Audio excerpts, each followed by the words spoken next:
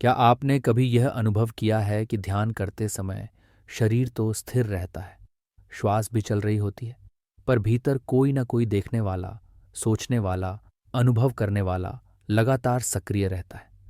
जितना अधिक साधक उस देखने वाले को पकड़ने का प्रयास करता है, उतना ही वह और सूक्ष्म होकर हाथ से फिसल जाता है।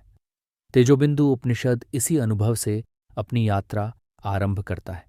यह ध्यान को किसी क्रिया, अभ्यास या विधि के रूप में नहीं देखता, बल्कि यह संकेत देता है कि जब चित्त की समस्त कल्पनाएं सहज रूप से शांत होने लगती हैं, तभी जो शेष रह जाता है वही अखंड एकरस चिन्मात्र ब्रह्म है, और उसी का बोध भीतर मैं वही हूं के रूप में उदित होने लगता है।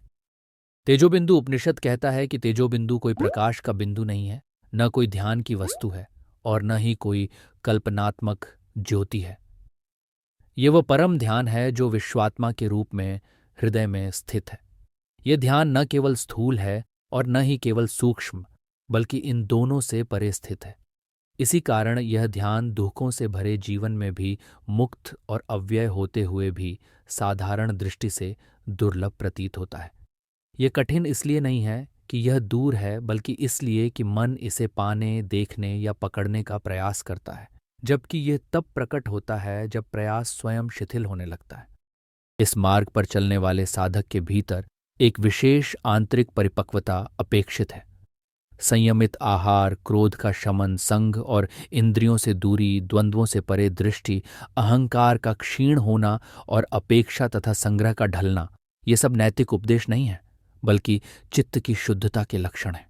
जब चित्त का भार हल्का होने लगता है, तब चेतना अपने मूल स्वरूप की ओर सहज रूप से मुड़ने लगती है। इसके बाद उपनिषद हंस के रहस्य की ओर संकेत करता है। हंस यहाँ कोई पक्षी नहीं है और न ही कोई कल्पनात्मक प्रतीक है। हंस वह चेतना है जो गमन और आगमन दोनों करती हुई भी वास्तव में कहीं जाती नहीं। वही चेतना जागृत अवस्था में अनुभव करती है, स्वप्न अवस्था में कल्पनाएं रचती है और सुषुप्ति में पूर्ण विश्रांति में रहती है। फिर भी इन तीनों अवस्थाओं से अछूती बनी रहती है। जिस चेतना में ये तीनों अवस्थाएं समाहित हैं, वही त्रिधामा हंस कहलाती है। तेजोबिंदु उपनिषद आगे उस परम गुह्य स्थिति की ओर ले जाता है जो किसी आधार पर टिकी नहीं है। वह न रूप से बंधी है, न गुणों से, न किसी कल्पना से। वह निश्चल है, निर्विकल्प है, निराकार है और किसी आश्रय की आवश्यकता नहीं रखती। वह वाणी और मन की पहुंच से परे है, फिर भी उसी के कारण समस्त अनुभव संभव होते हैं। वह न सुख है, न दुख, न मान है, न अपमान। वही स्थिति ब्रह्म के रूप में ग्राह्य है, क्योंकि वही शुद्ध, शाश्वत, ध्रुव और अच्युत है। उपनिषद स्पष्ट करता है कि यह ब्रह्म न शून्य है और न शून्य का अभाव। वह शून्य की धारणा से भी परे स्थित है। वहां न ध्यान है, न ध्यान करने वाला, न ध्यान का कोई विषय। जो कुछ भी देखा, जाना या अनुभव किया जाता है, वह उसी चेतना में प्रकट होता है, पर चेतना स्वयं किसी भी रूप में सीमित नहीं होती। इस स्थिति को न देवता पूरी तरह जानते हैं और न ही केवल बौद्धिक प्रयास से इसे पकड़ा जा सकता है। लोभ, मोह, भय, दर्प, काम और क्रोध जैसे विकार वहीं अपने आधार को खो देते हैं, क्योंकि वहां द्वंद्व का कोई स्थान नहीं बचता। अब उपनिषद योग के अंगों की व्याख्या करता है, पर उन्हें बाहरी अनुशासन या क्रमिक साधना के रूप में नहीं, बल्कि आंतरिक बोध के रूप में प्रस्तुत करता है। यम, नियम, त्याग, मौन, देश और काल, आसन, मूलबंध, शरीर की समता और दृष्टि की स्थिति, ये सब चेतना के भीतर घटित होने वाले संतुलन के संकेत बन जाते हैं। प्राण संयमन, प्रत्याहार, धारणा, आत्मध्यान और समाधि किसी तकनीक की तरह नहीं, बल्कि ब्रह्मबोध के स्वाभाविक प्रवाह की तरह समझाए जाते हैं। वाणी और मन जहां पहुंच नहीं पाते, वही सहज मौन है। ये मौन चुप रहने का अभ्यास नहीं है। शब्दों का मौन बालकों के लिए हो सकता है, पर ब्रह्म विचार करने वालों के लिए मौन वह अवस्था है जहां भीतर कोई कहने वाला शेष नहीं रहता। इसी प्रकार देश वह नहीं जहां शरीर स्थित है, बल्कि वह अवस्था है जहां आरंभ, मध्य और अंत में भी कोई सीमित सत्ता नहीं मिलती। काल भी घड़ी का मापन नहीं है, बल्कि वह अखंड अद्वैत आनंद स्वरूप है जिसमें समस्त कल्पनाएं क्षणमात्र में उत्पन्न और लीन हो जाती हैं। आसन वह नहीं जिसमें शरीर को केवल सुख मिले, बल्कि वह स्थिति है जिसमें बिना प्रयास के ब्रह्म चिंतन निरंतर बना रहता है। मूल बंध कोई शारीरिक क्रिया नहीं, बल्कि उस मूल बंधन की पहचान है जिससे चित्त बंधा हुआ है। जब अंगों में समता आ जाती है, तभी साधक सम ब्रह्म में लीन होने लगता है। बिना इस समता के साधना सूखे वृक्ष के समान हो जाती है, जिसमें बाहर से गति दिखती है पर भीतर रस नहीं बहता। दृष्टि को केवल नासिका के अग्रभाग पर टिकाना पर्याप्त नहीं है। ज्ञानमयी दृष्टि से समस्त जगत को ब्रह्ममय देखकर चलना ही वास्तविक दृष्टि है। जहां दृष्टा, दर्शन और दृश्य का भेद समाप्त हो जाता है, वहीं दृष्टि अपने आप स्थिर हो जाती है। प्राणायाम का अर्थ श्वास को रोकना नहीं है। चित्त के सभी भावों में ब्रह्मत्व की भावना द्वारा समस्त वृत्तियों का निरोध ही वास्तविक प्राणायाम है। प्रपंच का निषेध रेचक है, मैं ब्रह्म हूं की वृत्ति पूरक है, और उस वृत्ति का निश्चल होना कुंभक है। यह प्रबुद्ध साधकों के लिए है, अज्ञानी के लिए यह केवल बाह्य अभ्यास बनकर रह जाता है। विषयों में आत्मता को देखकर मन का सहज लौट आना प्रत्याहार है। जहां जहां मन जाता है, वहीं ब्रह्म का दर्शन करते हुए स्थिर होना धारणा है। मैं ब्रह्म हूं, इस शुद्ध वृत्ति में निरालंब ठहर जाना ध्यान कहलाता है। और जब वही वृत्ति निर्विकार होकर स्वयं भी विस्मृत हो जाती है, तब वही सम्यक समाधि है। इस अकृत्रिम आनंद का अभ्यास तब तक करना चाहिए जब तक साधक के भीतर प्रत्यक्ष चेतना का उदय सहज रूप से न होने लगे। इसके पश्चात साधन अपने आप छूट जाता है और योगी सिद्ध हो जाता है। तब उसका स्वयं का स्वरूप ही मन और वाणी की सीमा बन जाता है। समाधि की अवस्था में भी विघ्न आते हैं, जैसे अनुसंधान का अभाव, आलस्य, भोग की लालसा, लय, तम, विक्षेप, उष्णता, स्वेद और शून्यता का भ्रम। ब्रह्म में पारंगत साधक इन विघ्नों को पहचान कर त्याग देता है। जिस वृत्ति से भाव उत्पन्न होता है, उसी से भावत्व आता है। शून्य की वृत्ति शून्यता देती है, ब्रह्म वृत्ति पूर्णता देती है। इसलिए पूर्णता के लिए ब्रह्म वृत्ति का ही अभ्यास आवश्यक है। जो इस पवित्र ब्रह्म वृत्ति को छोड़ देते हैं, वे जीवन को व्यर्थ ही जीते हैं। जो इसे जानकर परिपक्व करते हैं, वही धन्य सत्पुरुष हैं और तीनों लोकों में वंदनीय हैं। जिनकी वृत्ति सम, विकसित और परिपक्व हो जाती है, वही सद्ब्रह्मता को प्राप्त होते हैं, केवल शब्दों में उलझे रहने वाले नहीं। अंत में उपनिषद कारण और कार्य के रहस्य को स्पष्ट करता है। जब कारण तत्वतः नष्ट हो जाता है, तब कार्य भी विलीन हो जाता है। तब वह शुद्ध वस्तु प्रकट होती है जो वाणी की पहुंच से परे है। शुद्ध चित्त वाले साधकों में वही श्रेष्ठ वृत्ति ज्ञान उदित होता है। ऐसा विद्वान सदा आनंद में स्थित रहता है, क्योंकि उसकी बुद्धि छिद्र से पूर्ण हो जाती है। इति प्रथमोध्याय। पहले अध्याय में जहां साधक को वृत्तियों, ध्यान और समाधि की सूक्ष्म समझ तक लाया गया था, वहीं अब तेजोबिंदु उपनिषद उस बिंदु से आगे बढ़ता है जहां प्रश्न स्वयं भीतर से उठता है। कुमार शिव से पूछते हैं कि उस अखंड एक रस चिन्मात्र स्वरूप का बोध कैसे किया जाए, जो न विभाजित है, न सीमित है और न किसी रूप में बंधा हुआ है। उत्तर में परम शिव किसी सिद्धांत का निर्माण नहीं करते, बल्कि साधक की देखने की दिशा को ही पलट देते हैं। वे कहते हैं कि जो दिखाई देता है वही अखंड एकरस है, जो जगत अनुभव में आता है वही अखंड एकरस है। भाव, अनुभूति और स्वयं अनुभोक्ता सब उसी एक चेतना के भिन्न भिन्न आभास हैं। यहाँ उपनिषद ये नहीं कहता कि जगत को त्याग दो, बल्कि यह स्पष्ट करता है कि जिसे तुम जगत कह रहे हो, वह भी उसी अखंड ब्रह्म का ही विस्तार है। यही अद्वैत वेदांत की वह दृष्टि है जहां देखने वाला और देखा हुआ अलग अलग नहीं रह जाते। फिर शिव बताते हैं कि मंत्र और क्रिया भी उसी एकरस चेतना से अलग नहीं है।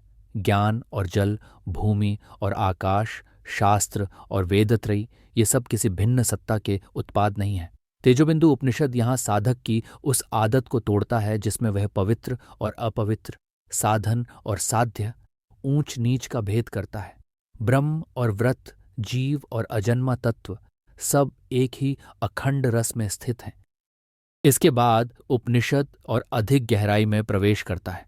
ब्रह्मा, विष्णु और रुद्र, ये तीनों भी उसी एकरस चेतना के नाम हैं और यहाँ शिव स्पष्ट रूप से कहते हैं, वही मैं हूं।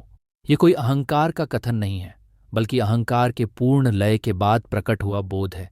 यही वह क्षण है जहां उपनिषद केवल सुना नहीं जाता, बल्कि भीतर उतरने लगता है। आत्मा और गुरु, लक्ष्य और प्रकाश, देह और मन, चित्त और सुख, ये सब अलग अलग प्रतीत होते हुए भी एक ही अखंड चेतना में प्रतिष्ठित हैं।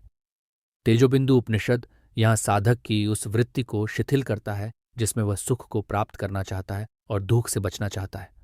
यहाँ सुख भी उसी चेतना का रूप है और दुख का अभाव भी उसी में विलीन हो जाता है। विद्या और अव्यय तत्व, नित्य और परम, कुछ भी ऐसा नहीं है जो इस अखंड एकरस से बाहर हो। शिव कहते हैं कि इससे अलग कुछ है ही नहीं। अस्थि और नास्ति का भेद भी यहीं विलीन हो जाता है। स्थूल और सूक्ष्म, झेय और झाता, रहस्य और प्रकट, ये सब एक ही सत्य के विभिन्न संकेत हैं। माता, पिता, भ्राता, पति, सूत्र और विराट, भीतर और बाहर, पूर्णता और अमृत, सब उसी एक चेतना में घटित हो रहे हैं। तेजोबिंदु उपनिषद यहाँ संबंधों को तोड़ने की शिक्षा नहीं देता, बल्कि यह दिखाता है कि जब दृष्टि बदलती है तब वही संबंध बंधन नहीं रहते। तारे और सूर्य, क्षेत्र और क्षमा, शांति और निर्गुणता, साक्षी और सुहृद, बंधु और सखा, राजा और नगर, राज्य और प्रजा, तार और जप, ये सभी उसी अखंड एकरस के भिन्न भिन्न नाम हैं। यहाँ जप भी कोई अलग साधना नहीं रह जाता, बल्कि चेतना की एक निरंतर धारा बन जाता है। यदि यहाँ तक की शिक्षा आपको भीतर कहीं गहराई से स्पर्श कर रही है, तो आप चाहें तो टिप्पणियों में केवल इतना लिख सकते हैं, अखंड एकरस।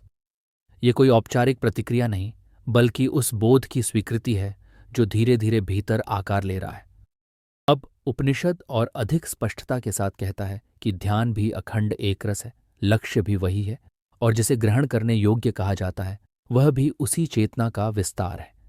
ज्योति और धन, भोग्य और हवन, होम और जप, स्वर्ग और स्वयं साधक, सब उसी एकरस चेतना में स्थित है। यहाँ साधना और फल के बीच की दूरी स्वयं लुप्त होने लगती है। जो कुछ भी है वह सब चिन्मात्र है। संसार से रहित चिन्मात्र और संसार सहित चिन्मात्र, दोनों में कोई भेद नहीं है। यह संपूर्ण दृश्य जगत भी चिन्मात्र है, और जो इसे देख रहा है वह भी उसी चेतना से बना है। यहाँ द्वैत और अद्वैत का भेद केवल देखने की आदत का परिणाम रह जाता है।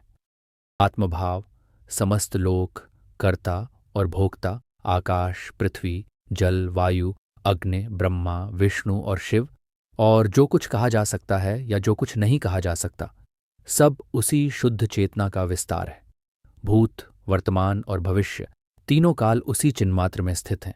द्रव्य और काल, ज्ञान और झेय, जानने वाला और जानने की प्रक्रिया, संवाद और मौन, सत्य और असत्य, आरंभ और अंत, सब उसी चेतना में प्रकट होते हैं। गुरु और शिष्य, दृष्टा और दृश्य, यदि गहराई से देखा जाए तो वे भी उसी चिन्मात्र के संकेत हैं। देह और आश्चर्य, कारण और सूक्ष्म लिंग, मैं और तुम, मूर्त और अमूर्त, पुण्य और पाप, जीव और उसका अनुभव, ये सभी उसी चेतना की तरंगें हैं। उपनिषद यहाँ त्याग की नहीं बल्कि भेद बुद्धि के शमन की बात करता है। जब दृष्टि इस बोध में स्थिर होने लगती है तब चिन्मात्र में न कोई संकल्प शेष रहता है, न कोई वेदना, न मंत्र का आग्रह बचता है, न देवता का भेद। माया, पूजा, व्यवहार, मौन और अमौन, वैराग्य और अवैराग्य, ये सभी अपने स्वतंत्र अस्तित्व को खो देते हैं। जो कुछ निकट या दूर प्रतीत होता है, जो कुछ स्थूल या सूक्ष्म रूप में अनुभव में आता है, जो कुछ वेदांत में कहा गया है, वह सब उसी चिन्मात्र का संकेत है। इस दृष्टि से न कहीं जाना है और न कहीं से मुक्त होना है, क्योंकि गमन और मोक्ष दोनों ही चेतना के भीतर रची गई धारणाएं थीं। लक्ष्य भी चिन्मात्र है और देखने वाला भी वही है। अखंड एकरस ब्रह्म के अतिरिक्त कुछ भी स्वतंत्र रूप से विद्यमान नहीं है। शास्त्र, ईश्वर, साधक और उपदेश सब उसी एकरस चेतना में स्थित हैं। जो इस सत्य को मैं और तुम के भेद के बिना एकरूपता से जान लेता है, उसी में ज्ञान स्वयं गुरु बन जाता है। इति द्वितीयोध्याय। अध्याय 2 में जहाँ समस्त भेद शांत होकर लय को प्राप्त हो जाते हैं, वहीं अब तेजोबिंदु उपनिषद उस अवस्था से आगे बढ़ता है जहाँ खोज समाप्त नहीं होती, बल्कि स्वयं उत्तर के रूप में प्रकट होने लगती हैं। कुमार अपने पिता शिव से आत्मानुभव के स्वरूप के विषय में प्रश्न करते हैं। ये प्रश्न किसी बौद्धिक जिज्ञासा से उत्पन्न नहीं होता, बल्कि उस मौन से उठता है जहाँ साधक और साध्य का भेद पहले ही ढीला पड़ चुका है। उत्तर में परम शिव किसी सिद्धांत का निर्माण नहीं करते, बल्कि आत्मस्वरूप बनकर स्वयं बोलते हैं। वह कहते हैं कि मैं परब्रह्म स्वरूप हूँ और वही परम आनंद हूँ। मैं केवल ज्ञान स्वरूप हूँ और उसी अर्थ में परम हूँ। यहाँ मैं किसी व्यक्ति की घोषणा नहीं है। यह उस ब्रह्म चेतना का स्वर है जो जानने वाले, जानने की प्रक्रिया और ध्येय, इन तीनों से परे स्थित है। यही कारण है कि यह आत्मस्वरूप शांत है, चिन्मय है, नित्य है और शाश्वत है। यह किसी गुण से बंधा नहीं है और न ही किसी अवस्था में सीमित होता है। यह आत्मा केवल सत्व का रूप नहीं है, बल्कि सत्व से भी परे है। यहाँ मैं का अर्थ त्यागा हुआ अहंकार नहीं, बल्कि वह शुद्ध बोध है जिसमें अहंकार कभी उत्पन्न ही नहीं हुआ। यह स्वरूप सर्वहीन है, क्योंकि इसमें किसी वस्तु का अभाव नहीं, बल्कि वस्तुओं की आवश्यकता ही समाप्त हो जाती है। यह चिदाकाश के समान सर्वव्यापक है। यही चेतना तुरीय कहलाती है और यही तुरीय से भी परे स्थित है। यह सदा जागृत है और चिदानंद से परिपूर्ण है। यह आत्मा किसी आकार में बंधी नहीं है। यह सदा शुद्ध है, सदा ज्ञान रूप है और सदा प्रिय है। इसमें कोई विकल्प नहीं उठते, कोई इच्छा नहीं ठहरती और कोई विकार जन्म नहीं लेता। यह असंग है, निर्विकार है और अव्यय है। यह एकरस है, केवल चिन्मात्र है और किसी सीमा से परिच्छिन्न नहीं है। यही अखंड आनंद का वास्तविक स्वरूप है, जिसे अद्वैत वेदांत आत्मबोध का केंद्र मानता है। यह आत्मा सत्य और चित्त के परमानंद का ही नाम है। ये भीतर भी है और भीतर के भी भीतर है, फिर भी वाणी और मन की पकड़ से परे है। यह आत्मानंद स्वरूप है, सदा सत्य और आनंद से पूर्ण है। यही आत्मा आत्माराम है और यही आत्मा सदाशिव है। यह स्वयं प्रकाशित है, इसे किसी अन्य प्रकाश की आवश्यकता नहीं। यह आत्मज्योति है, इसका न कोई आरंभ है, न मध्य है और न अंत है। यह आकाश के समान प्रतीत होता है, पर आकाश से भी अधिक सूक्ष्म और व्यापक है। यह आत्मा न किसी का अंश है और न किसी से शेष। यह सबसे अतीत है, रूप से परे है और परमाकाश के समान सर्वत्र व्याप्त है। यह भूमानंद का स्वरूप है, भाषा से रहित है और समस्त जगत का अधिष्ठान है। यह सदा चिद्घन है, अर्थात चेतना की पूर्णता है। इसमें देहभाव का कोई स्थान नहीं है। इसमें चिंता नहीं है और कोई चित्तवृत्ति नहीं है। यह केवल चिदात्मा है और एक रस है। इसमें कोई दृश्य शेष नहीं रहता, क्योंकि यही दृष्टा है। यह सदा पूर्ण है और सदा तृप्त है। यही आत्मा ब्रह्म है और यही सब कुछ है। यही चेतना है, यही मैं है और यही भूमि और आकाश के समान व्यापक है। यही महान आत्मा है और यही परात्पर है। यही कभी शिष्य के रूप में, कभी शरीर के रूप में प्रतीत होता है, पर वास्तव में यही तीनों लोकों का आधार है। यह चेतना काल के समस्त अनुभवों से परे है और वेदों में उपासित है। यही शास्त्रों में निर्णीत है और यही चित्त में स्थित प्रतीत होता है। इससे भिन्न कुछ भी नहीं है। जो कुछ इससे अलग दिखाई देता है वह केवल दृष्टि का भ्रम है। इसी बोध में अहम ब्रह्मास्मि का तात्पर्य स्पष्ट होता है। यह कोई जप नहीं, बल्कि आत्म साक्षात्कार की स्वाभाविक पहचान है। यह आत्मा निर्गुण है, निराकार है और केवल ब्रह्म मात्र है। यह न जरा से ग्रस्त है और न मृत्यु से। यह स्वयं प्रकाशित होती है, स्वयं स्थित रहती है और स्वयं ही परम गति है। यही स्वयं में रमण करती है, स्वयं ही ज्योति है और स्वयं ही महत्ता है। यह अपने ही आत्मस्वरूप में स्थित रहती है, उसी में देखती है और उसी में सुखपूर्वक स्थित होती है। यदि तेजोबिंदु उपनिषद का यह आत्मबोध आपके भीतर शांति, स्थिरता और अंतर्बोध उत्पन्न कर रहा है, तो इस वीडियो को अपना समर्थन अवश्य दें। और यदि यह अद्वैत वेदांत की यह शिक्षा आपको भीतर तक स्पर्श कर रही है, तो टिप्पणियों में केवल इतना लिखें, अहम ब्रह्मास्मि। ये कोई औपचारिक शब्द नहीं, बल्कि उस आत्मस्मृति की स्वीकृति है जिसकी ओर यह उपनिषद साधक को ले जा रहा है। यह आत्मा केवल चिद्रूप है, यही ब्रह्म है, यही सच्चिदानंद अद्वैत है, यही आनंद का घन है। यह शून्य के समान प्रतीत होती है, फिर भी सर्वात्मा के आनंद से परिपूर्ण है। ये नित्य आनंद स्वरूप है और आत्माकाश के समान सर्वव्यापक है। यही हृदयाकाश है और यही चिदादित्य है।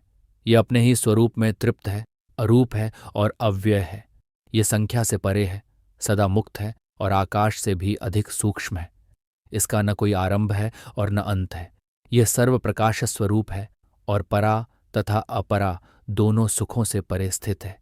यह सत्ता मात्र है और शुद्ध मोक्ष का ही स्वरूप है। यही सत्य है, यही आनंद है और यही ज्ञान का घन है। जो कुछ भी दिखाई देता है वह ब्रह्म मात्र है। ब्रह्म से भिन्न कुछ भी नहीं है। तुम और वह जैसे शब्द यहां अर्थ खो देते हैं, क्योंकि चेतना के अतिरिक्त कुछ भी शेष नहीं रहता। यही चैतन्य स्वरूप शिव है, यही परात्पर है। जहां दूसरा नहीं वहां साक्षी भी स्वतंत्र रूप से नहीं रहता। यह आत्मा नाम और रूप से मुक्त है। इसमें इंद्रियों का अभाव नहीं, बल्कि इंद्रिय भेद का अतिक्रमण है। यही समस्त भावों का आधार है। ये न बंधन में है और न मुक्ति में। ये शाश्वत आनंद का ही स्वरूप है। यही आदि चैतन्य है और यही अखंड एक रस है।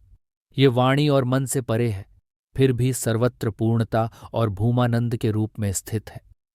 यह आत्मा ओंकार के अर्थ के रूप में अनुभूत होती है। ये निष्कलंक है और चिदाकार है।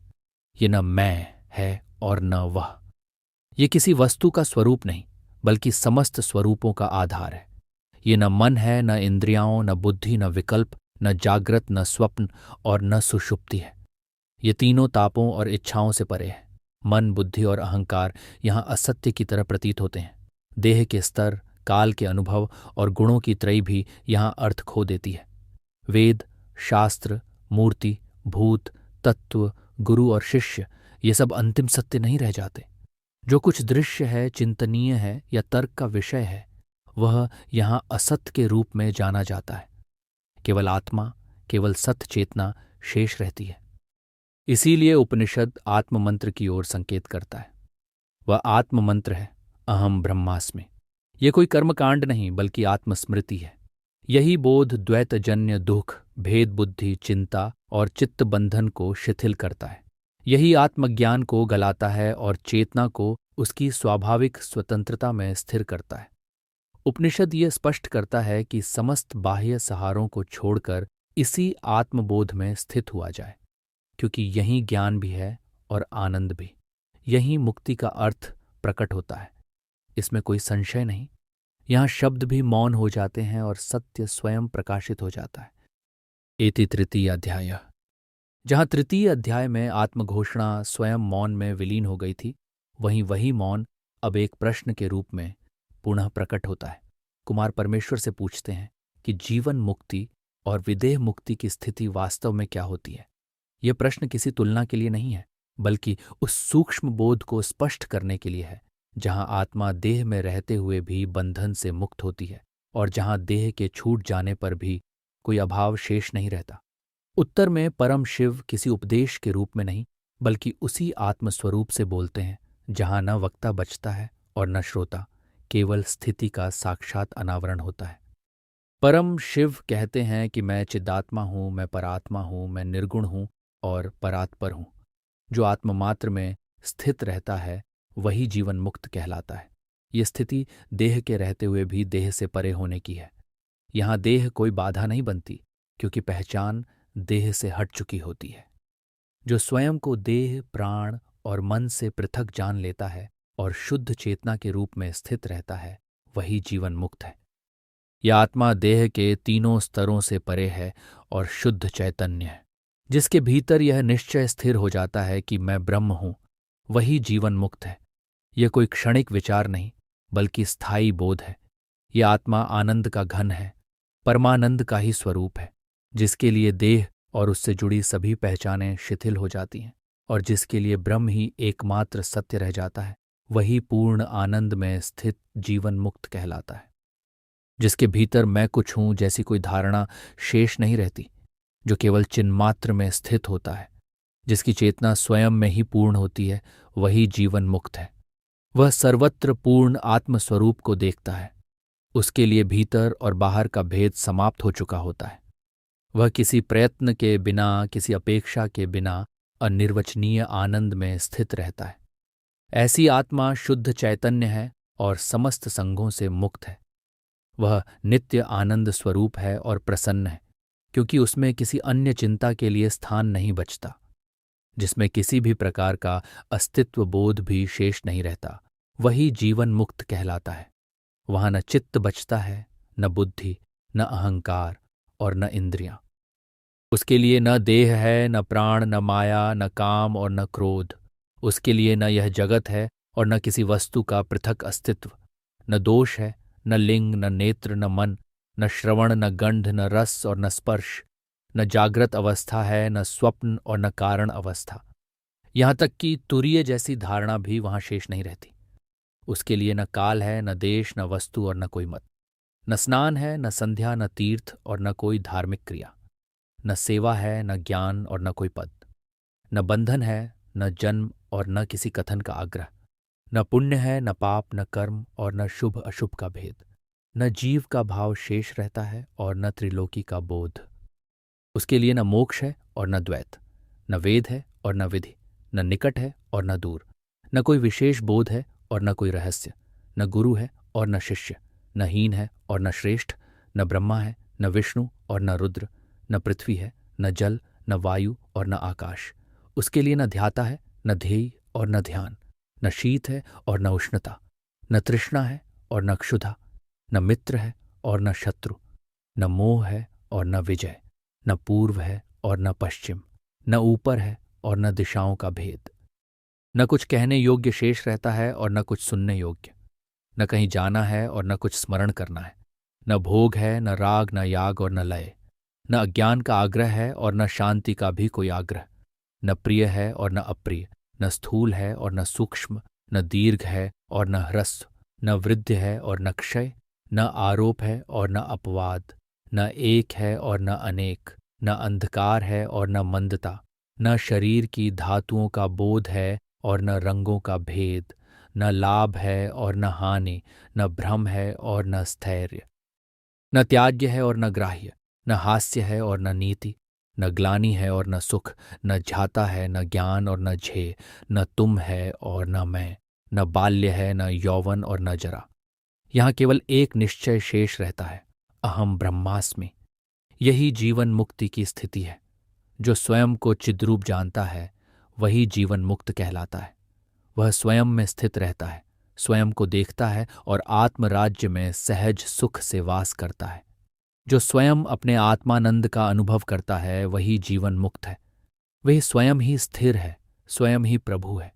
वह ब्रह्म भाव में स्थित, प्रशांत और आनंदमय होता है। ऐसा आत्मा देह में रहते हुए भी देह से परे होता है। इसके आगे उपनिषद विदेह मुक्ति की स्थिति को स्पर्श करता है। जो केवल चिन्मात्र में ही स्थित रहता है वही विदेह मुक्त कहलाता है। वहां अहम ब्रह्मास्मि का भी आग्रह शेष नहीं रहता, न अस्तित्व का निश्चय और न अनस्तित्व का, न होना और न होना, दोनों का भी त्याग हो जाता है और आत्मा आनंद में स्थित रहती है। वहां आत्मा स्वयं को पकड़ने का प्रयास नहीं करती, वह मौन में स्थित रहती है। वही मौन सत्य है। वहां कुछ भी नहीं है, फिर भी सब कुछ है। अब उपनिषद उसी मौन की ओर सूक्ष्म व्याख्या करता है। परमात्मा गुणों से परे है, सर्वात्मा है और समस्त भूतों का आधार है। उसमें काल, वस्तु, देश अथवा स्वयं के किसी भी भेद का स्थान नहीं। मैं, तुम, ये, वह, काल और कालहीनता, ये सब उसी एक चेतना में लीन हो जाते हैं। वह आत्मा शून्य के समान प्रतीत होती है, फिर भी सूक्ष्म से भी सूक्ष्म है। वह विश्वात्मा है, पर विश्व से बंधी नहीं। वह देव स्वरूप है, पर देवत्व से भी परे। वह जानने योग्य कही जाती है, पर किसी माप या प्रमेय में नहीं आती। वह सर्वत्र जड़ता से रहित है, सबके भीतर की आत्मा है और किसी भी संकल्प से मुक्त है।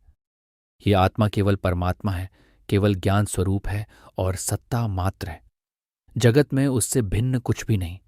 जीव और ईश्वर, वेद और शास्त्र, मैं और तुम, ये सब शब्द उसी चेतना में उठते और विलीन होते हैं।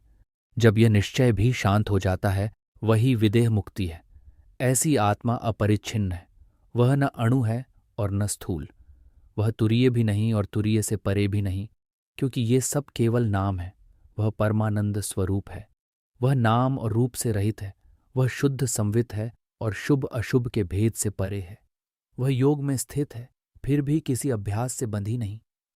वहां न साक्षी बचता है और न साक्षित्व। वहां कुछ है भी और कुछ नहीं भी, और फिर इन दोनों से भी परे है। वह अपने ही स्वरूप में स्वयं ज्योति है और स्वयं आनंद है। जो चेतना चित्त वृत्तियों से परे होकर भी उन्हें प्रकाशित करती है, वही विदेह मुक्त है। जहां कोई वृत्ति शेष नहीं रहती, वही विदेह मुक्ति है। वहां विदेह का अर्थ देह का अभाव नहीं, बल्कि देह स्मरण का पूर्ण लोप है। अंत में उपनिषद साधक से सीधे कहता है, अपने आत्मा को ही देखो, अपने आत्मा को ही जानो, अपने आत्मा में ही स्थित रहो, अपने आत्मा का ही अनुभव करो, अपने ही आत्मा में तृप्त रहो, अपने ही आत्मा में विचरण करो, अपने ही आत्मा में आनंदित रहो। यही विदेह मुक्ति है। इति चतुर्थोऽध्याय। चतुर्थ अध्याय में जहाँ जीवन मुक्ति और विदेह मुक्ति दोनों ही अवस्थाएं पूर्ण मौन में विलीन हो गई थीं, वहीं अब वही मौन और अधिक सूक्ष्म तथा गहन प्रश्न के रूप में प्रकट होता है। निदाग नामक मुनि रभु से पूछते हैं कि आत्मा और अनात्मा के बीच जो भेद प्रतीत होता है, उसका वास्तविक विवेक क्या है। यह प्रश्न किसी बौद्धिक जिज्ञासा से उत्पन्न नहीं होता, बल्कि उस अवस्था से उठता है जहां साधक बहुत कुछ त्याग चुका होता है, पर अब यह भी जानना चाहता है कि त्याग करने वाला कौन था और जिसे छोड़ा गया वह वास्तव में था भी या नहीं। प्रभु का उत्तर किसी दार्शनिक सिद्धांत की स्थापना नहीं करता। वे उस बिंदु से बोलते हैं जहां वाणी स्वयं अपनी सीमा को पहचान लेती है। वे कहते हैं कि ब्रह्म ही समस्त वाणी की अंतिम सीमा है और गुरु ही समस्त चिंतन की अंतिम सीमा है। वही कारण के रूप में प्रतीत होता है और वही कार्य के रूप में, पर वास्तव में वह न कारण है और न कार्य। वे आत्मा समस्त संकल्पों से रहित है। वही नाद के रूप में प्रकट होता है और वही शिव स्वरूप है। वह समस्त त्याग से भी परे चिन्मात्र है और स्वयं आनंद का घन है। वह समस्त प्रकाशों का भी प्रकाश है, नाद और आनंद का स्वरूप है, पर किसी अनुभव में बंधा हुआ नहीं है। वहां ध्यान भी शेष नहीं रहता, क्योंकि ध्यान करने वाला ही नहीं बचता। प्रभु कहते हैं कि वही आत्मा हूं मैं, जो नाद की समस्त कलाओं से भी परे है। वहां आत्मा और अनात्मा का विवेक भी शेष नहीं रहता। भेद और अभेद दोनों ही विलीन हो जाते हैं। वह न शांत है और न अशांत। वह नाद के भीतर की ज्योति है। वह महावाक्यों से भी दूर है और अहम ब्रह्मास्मि जैसी पहचान से भी अत्यंत दूर है। वह न तत् है और न त्वम। वह शब्द और अर्थ दोनों से रहित है। वह अक्षर और अक्षर से परे है। वह केवल नाद के भीतर की ज्योति है। वहां मैं आनंद हूं जैसी कोई धारणा भी शेष नहीं रहती। वह अखंड एकरस होने पर भी किसी अनुभूति का दावा नहीं करता। वह आत्मा आत्मा शब्द से भी रहित है। वह सच्चिदानंद की अवधारणा से भी मुक्त है। वही सनातन आत्मा है, जिसे न निर्देशित किया जा सकता है और न वेद वाक्यों के द्वारा पकड़ा जा सकता है, जिसके बाहर कुछ भी नहीं है और जिसके भीतर भी कोई सीमा नहीं है, जिसका कोई लिंग नहीं, कोई प्रपंच नहीं, जिसमें ब्रह्म और आत्मा में कोई भेद नहीं, न उसका कोई शरीर है और न कोई जीव भाव। वहां नाम और रूप नहीं है, न भोग है और न भोक्ता, न सत की कोई स्थिति है और न असत की, न गुण है और न गुणहीनता। जहां न वाच्य है और न वाचक, न श्रवण है और न मनन, न गुरु और न शिष्य का भेद, न देव है और न असुर, न धर्म है और न अधर्म, न शुद्ध है और न अशुद्ध, न काल है और न अकाल, न निश्चय है और न संशय। जहां न मंत्र है और न अमंत्र, न विद्या है और न अविद्या, न दृष्टा है न दर्शन और न दृश्य। वहां अनात्मा की कल्पना भी नहीं उठती। जगत को अनात्मा कहना भी वहां असंभव हो जाता है, क्योंकि वहां केवल आत्मा है और आत्मा के अतिरिक्त कुछ है ही नहीं। प्रभु कहते हैं कि जब समस्त संकल्प शून्य हो जाते हैं और समस्त कार्य लीन हो जाते हैं, तब केवल ब्रह्ममात्र शेष रहता है। वहां अनात्मा का कोई प्रश्न ही नहीं उठता, क्योंकि देह के तीनों स्तर नहीं रहते, काल के तीनों प्रवाह नहीं रहते और जीव भाव के तीनों रंग भी विलीन हो जाते हैं। जहां चित्त नहीं है वहां चिंता नहीं, जहां देह नहीं वहां जरा नहीं, जहां पांव नहीं वहां गति नहीं, जहां हाथ नहीं वहां क्रिया नहीं, जहां जन्म नहीं वहां मृत्यु नहीं, जहां बुद्धि नहीं वहां सुख और दुख नहीं। वहां धर्म नहीं, शुचिता नहीं, सत्य का आग्रह नहीं और भय भी नहीं। न अक्षरों का उच्चारण है, न गुरु है और न शिष्य। जहां एक नहीं वहां दो नहीं, और जहां दो नहीं वहां एक का दावा भी नहीं।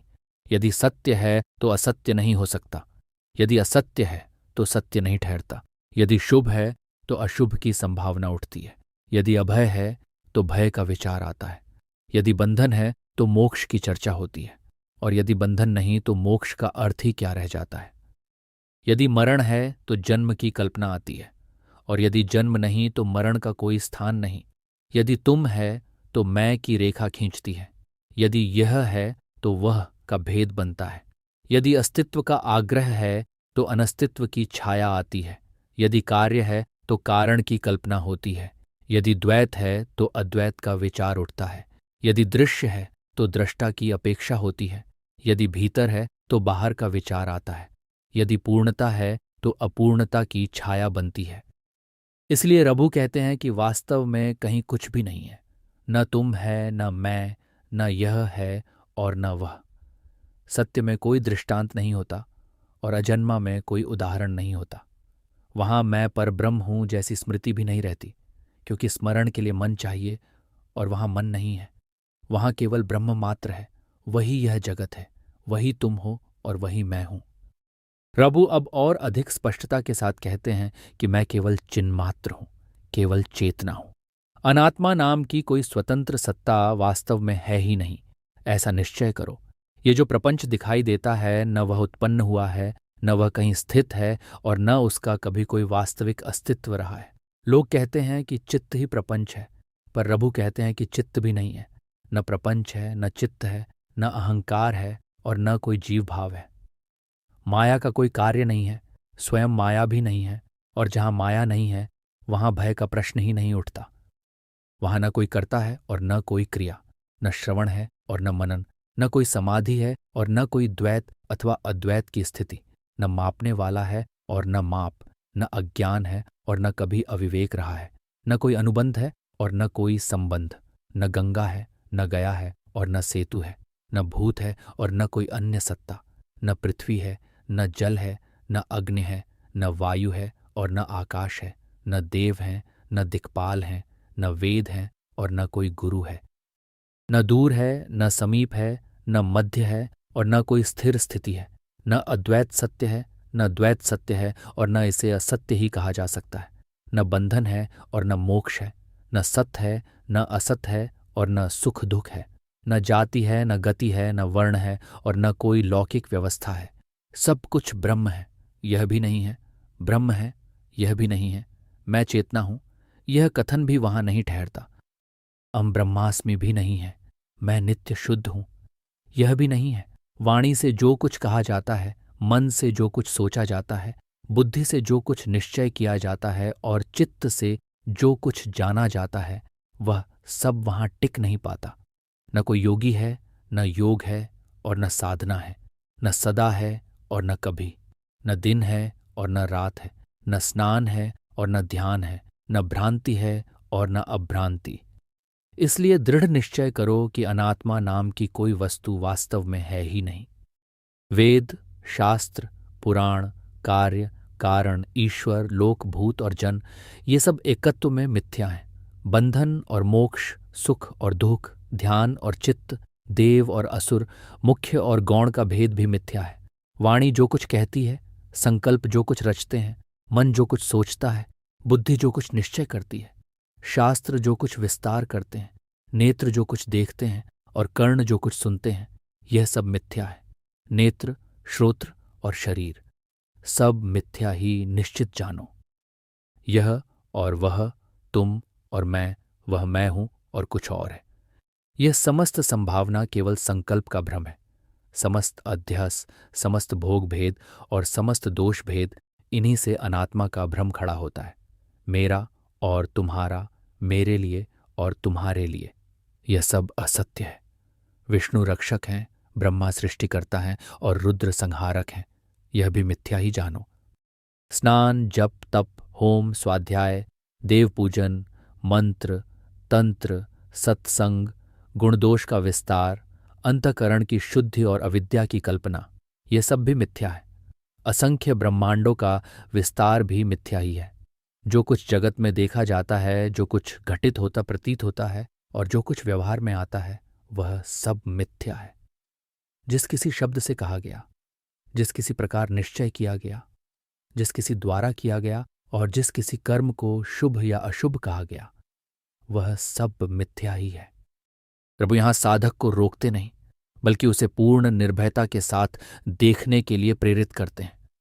वे कहते हैं कि जो कुछ भी तुम करते हो उसे सत्य मानकर नहीं, बल्कि मिथ्या जानकर देखो, क्योंकि वास्तव में तुम ही परमात्मा हो, तुम ही परम गुरु हो, तुम ही आकाश स्वरूप हो, तुम सदा साक्षी रहित हो, तुम ही समस्त भाव हो, तुम ही ब्रह्म हो, इसमें कोई संशय नहीं है। इति पंचमोध्याय। यदि यह विवेक आपको भीतर कहीं ठहरने पर विवश कर रहा है, यदि रघु की यह दृष्टि आपके अपने अनुभव से संवाद कर रही है, तो इस वीडियो को लाइक करके अपनी सहभागिता अवश्य प्रकट करें। और यदि संभव हो तो कमेंट में यह साझा करें कि इस बिंदु तक आत्मा और अनात्मा का यह विवेक आपको कैसे अनुभव हुआ। अब यहीं से आगे बढ़ते हैं, क्योंकि आगे वही मौन और अधिक स्पष्ट रूप में स्वयं को प्रकट करता है।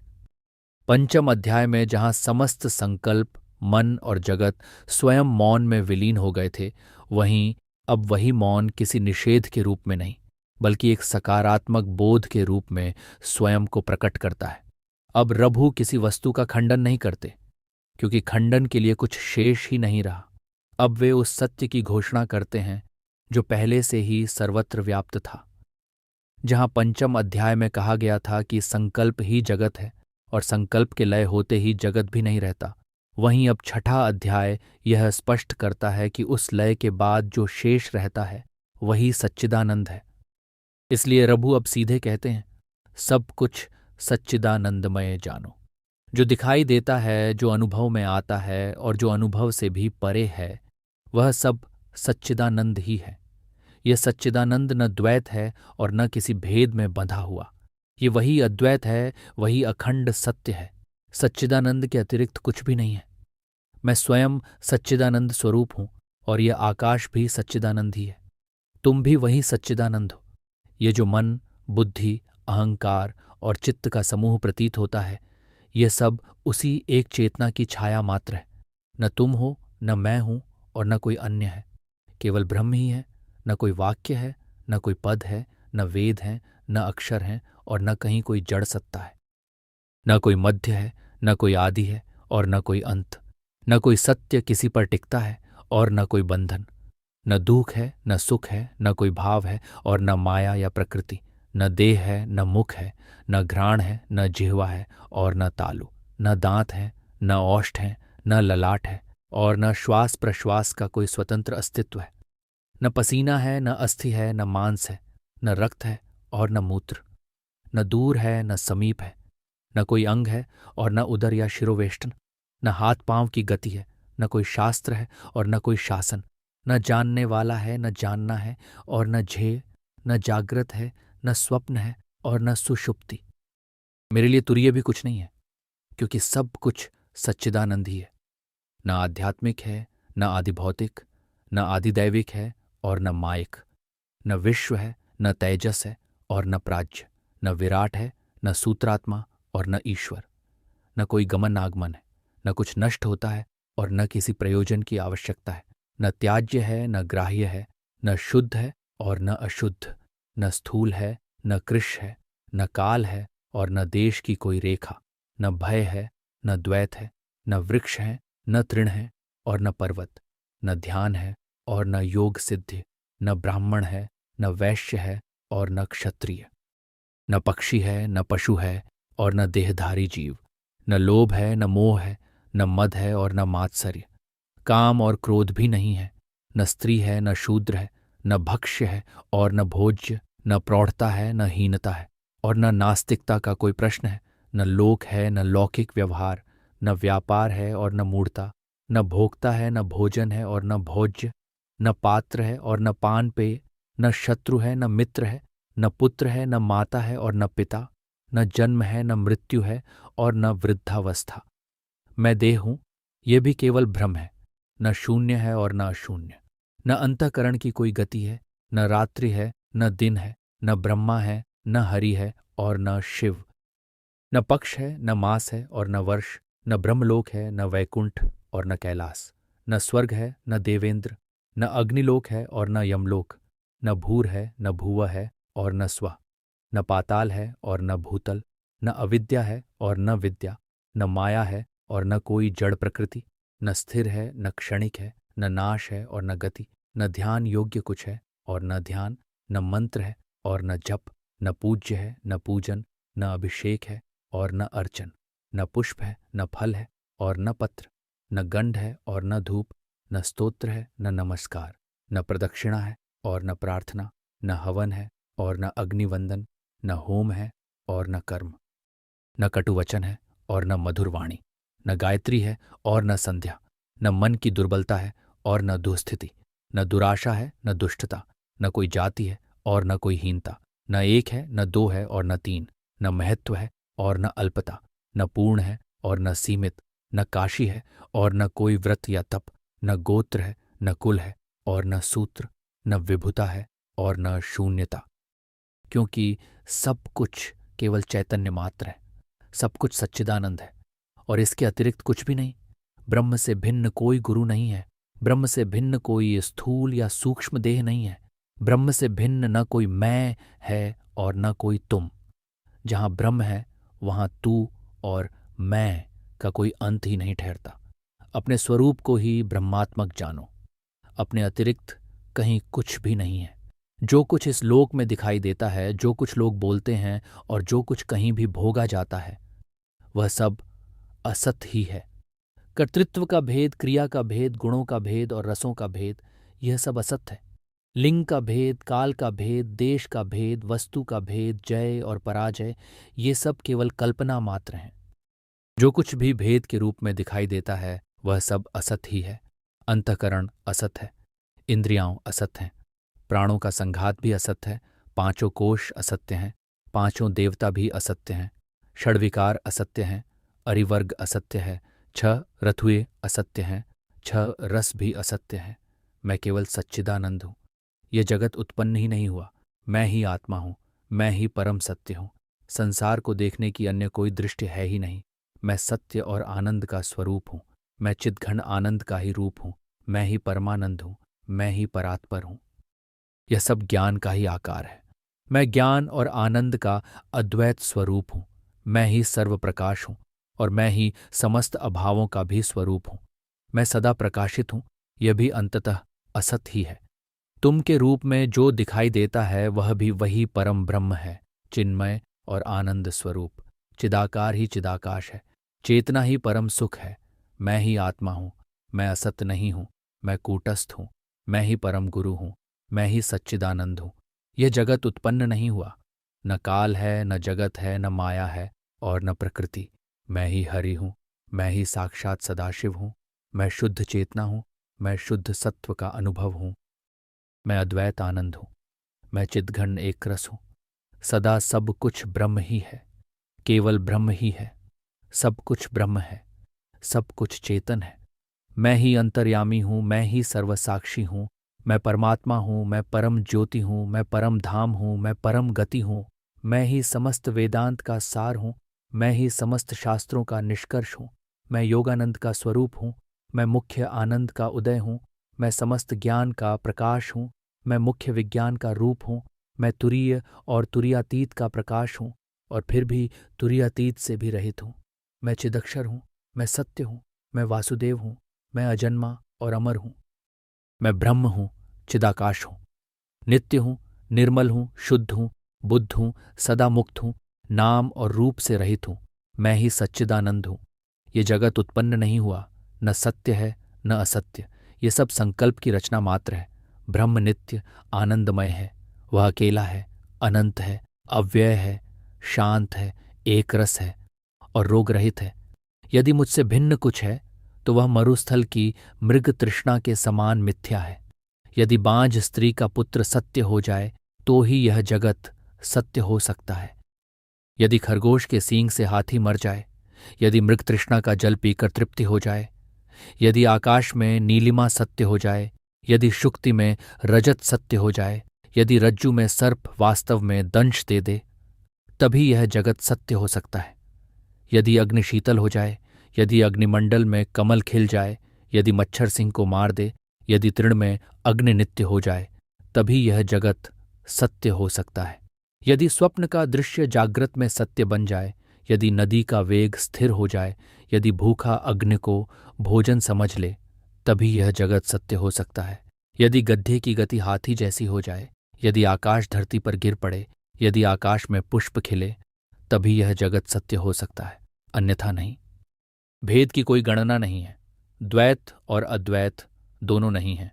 यदि भेद माया का कार्य है तो ब्रह्म भावना ही आश्रय है। यदि मैं देह हूं, यह दुख है, तो मैं ब्रह्म हूं, यही निश्चय है। हृदय ग्रंथि के रहते ही ब्रह्मचक्र का छेदन होता है। संदेह आने पर ब्रह्म निश्चय का आश्रय लो। यदि अनात्मा चोर है तो आत्मरत्न की रक्षा करो। ब्रह्म नित्य आनंदमय है, वह स्वयं ही है सदा। इन सभी दृष्टांतों से केवल ब्रह्म मात्र ही सिद्ध होता है। ब्रह्म ही सब कुछ है। जगत, ये नाम ही छोड़ दो, मैं ब्रह्म हूं। यह निश्चय करके मैं का भाव भी छोड़ दो, तब सब कुछ उसी प्रकार लय को प्राप्त हो जाता है जैसे सोए हुए हाथ में रखा पुष्प। न देह है, न कर्म है, केवल ब्रह्म है। न भूत है, न कार्य है, न अवस्थाओं का समूह। लक्षणों का ज्ञान भी ब्रह्म ही है। सब व्यापार छोड़कर मैं ब्रह्म हूं, इस भाव में स्थित हो जाओ। मैं ब्रह्म हूं, इसमें कोई संशय नहीं। मैं चिद्दात्मक हूं, मैं सच्चिदानंद हूं। और फिर इस निश्चय को भी छोड़ दो। यह शांकर परंपरा का महान शास्त्र है। इसे किसी को भी सहज रूप से न दिया जाए, न नास्तिक को, न कृतघ्न को, न दुर्वृत्त को। गुरु भक्ति से शुद्ध अंतकरण वाले परीक्षित और धैर्यशील महात्मा को समय लेकर ही यह ज्ञान दिया जाए। अन्य उपनिषदों के अभ्यास को भी कुछ समय के लिए एक ओर रखकर तेजोबिंदु उपनिषद का निरंतर एकाग्र अभ्यास किया जाए। कहा गया है कि केवल एक बार के सम्यक अभ्यास से ही मनुष्य स्वयं ब्रह्म स्वरूप में प्रतिष्ठित हो जाता है। वह स्वयं ब्रह्म स्वरूप हो जाता है। इति तेजोबिंदुपनिषद समाप्ता। 6 अध्यायों की यह संपूर्ण यात्रा किसी दार्शनिक सिद्धांत की स्थापना नहीं करती। ये एक क्रमिक, गहन और कठोर शुद्धि प्रक्रिया है, जिसमें एक एक करके वह सब विसर्जित किया गया जिसे साधक अब तक मैं मानता आया था। प्रथम अध्याय में आत्मा का प्रत्यक्ष निरूपण नहीं किया गया, बल्कि देह के साथ बनी पहचान को शिथिल किया गया। द्वितीय अध्याय में मन और उसके संस्कारों की स्थिरता भंग की गई। तृतीय अध्याय में अहंभाव की जड़ पर सीधा आघात किया गया, जहां आत्मा स्वयं अपने स्वरूप की घोषणा करती है। चतुर्थ अध्याय में जीवन मुक्ति और विदेह मुक्ति जैसी स्थितियां भी अंततः मौन में लीन हो जाती हैं। पंचम अध्याय में जगत, मन और संकल्प तीनों को एक साथ असत्य ठहराया गया और छठे अध्याय में कोई खंडन शेष नहीं रहता, केवल सच्चिदानंद की सकारात्मक प्रतिष्ठा रह जाती है। पर यहाँ यह समझना आवश्यक है कि यह प्रतिष्ठा भी किसी को समझाने या स्थापित करने के लिए नहीं है। ये उन शब्दों का उपयोग है जो स्वयं शब्दों से परे ले जाने के लिए कहे गए हैं। इसी कारण उपनिषद अंत में फिर एक बार सब कुछ हटा लेता है, यहाँ तक कि मैं ब्रह्म हूं इस निश्चय को भी छोड़ देने की बात कही जाती है। क्योंकि जब तक मैं ब्रह्म हूं कहने वाला सूक्ष्म भाव शेष है, तब तक द्वैत का अणुमात्र अवशेष बना रहता है। और जहां द्वैत का सूक्ष्म अंश भी उपस्थित है, वहां तेजोबिंदु की दृष्टि स्थिर नहीं होती। इसीलिए उपनिषद स्पष्ट करता है, यह ज्ञान न तो श्रवण के लिए है, न प्रचार के लिए, और न ही बौद्धिक शिक्षण के लिए। ये केवल उसी के लिए है जिसका अंतःकरण गुरु भक्ति से शुद्ध हुआ हो, जिसमें धैर्य और विनय स्थापित हो चुके हों, और जो ज्ञान को अहंकार का आभूषण न बनाता हो। यह शास्त्र तर्क या वाद विवाद का उपकरण नहीं है। ये प्रमाण संकलन का साधन नहीं है। ये किसी भी प्रकार की आध्यात्मिक पहचान गढ़ने का माध्यम नहीं है। इसी कारण कहा गया, न इसे नास्तिक को दिया जाए, न कृतघ्न को, न दुर्वृत्त को। क्योंकि यह ज्ञान जिसे पकड़ने का प्रयास किया जाएगा, उसी के लिए बंधन बन जाएगा। तेजोबिंदु उपनिषद केवल उसी के लिए है जिसने छोड़ना सीख लिया है, जो ये समझ चुका है कि साधना भी अंततः विसर्जित होती है। महावाक्य भी अंततः शांत हो जाते हैं और स्वयं उपनिषद भी अंत में मौन में लीन हो जाते हैं। यही इसका सबसे सूक्ष्म और गहन रहस्य है। ये उपनिषद पाठक को किसी नई पहचान में नहीं बांधता, बल्कि स्वयं की समस्त पहचान से मुक्त करता है। अंतिम संकेत किसी नए अभ्यास का नहीं है, बल्कि एक अत्यंत सूक्ष्म स्मरण का है। जहां कुछ बनने की आकांक्षा नहीं रहती, जहां कुछ छोड़ने का दावा नहीं रहता, जहां कुछ जानने का भार नहीं उठाया जाता, वहीं सच्चिदानंद स्वयं प्रकाशित होता है। उस बिंदु पर न गुरु शेष रहता है, न शिष्य, न शास्त्र, न उपनिषद। केवल वही शेष रहता है जो कभी गया ही नहीं था। यदि इस संपूर्ण अध्ययन के पश्चात अंतःकरण में कोई उत्तेजना नहीं, कोई उपलब्धि बोध नहीं, कोई विशेष अनुभव दावा नहीं, बल्कि केवल एक गहरी, सहज और निर्विकल्प शांति है, तो यही संकेत है कि तेजोबिंदु उपनिषद अपना कार्य पूर्ण कर चुका है। यदि इस यात्रा ने कुछ सिद्ध करने की प्रवृत्ति को शिथिल किया है, कुछ बनने की आकांक्षा को ढीला किया है और मौन को अधिक स्वाभाविक बना दिया है, तो यही इसका फल है। अब न इसे पकड़े रखने का आग्रह है, न इसके प्रचार का। इसे केवल जीवन में उतरने दिया जाए। यदि यह संपूर्ण उपनिषद अंतःकरण के किसी गहरे स्तर पर स्थैर्य, मौन या विवेक का स्पर्श करता हुआ प्रतीत हो, तो इस अनुभूति को अनदेखा करना आवश्यक नहीं है। वीडियो को लाइक करके अपनी शांत सहभागिता प्रकट की जा सकती है, और यदि संभव हो तो टिप्पणी में यह अवश्य संकेत करें कि इन 6 अध्यायों की साधना यात्रा में कौन सा बिंदु आपके लिए सबसे अधिक निर्णायक रहा। उपनिषदों और वेदांत ग्रंथों के इसी प्रकार के गहन, प्रामाणिक और शुद्ध अध्ययन के लिए चैनल को सब्सक्राइब करके इस परंपरा से जुड़े रहें, ताकि यह यात्रा ज्ञान संग्रह तक सीमित न रहकर स्वयं के विसर्जन तक पहुंच सके। तमेव भान्तमनुभाति सर्वम, तस्य भासा सर्वमिदं विभाति, तमसो मां ज्योतिर्गमय इति शुभम। इसी भाव के साथ इस उपनिषद को हृदय में धारण कीजिए।